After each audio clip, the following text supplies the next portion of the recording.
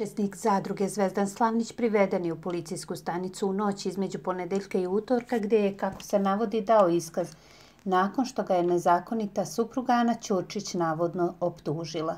Otkako se vratio na imanje gdje boravi tokom učešća u realitiju, Zvezdan ne ostavlja Anu na miru, te se sumnja da je upravo njena tužba razlog zašto je Slavnić išao u policiju.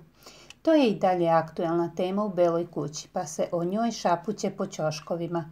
Ana je u razgovoru sa Miljanom Vračevićem otkrila o čemu se tu radi.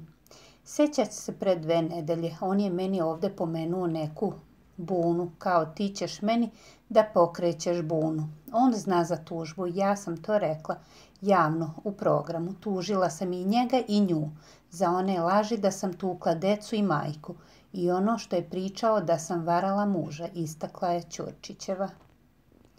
Sudeći po njenim rečima, znači da bi izjavu u policiji trebalo da i Anđa, pošto je Ana iznela da je tužba i protiv nje.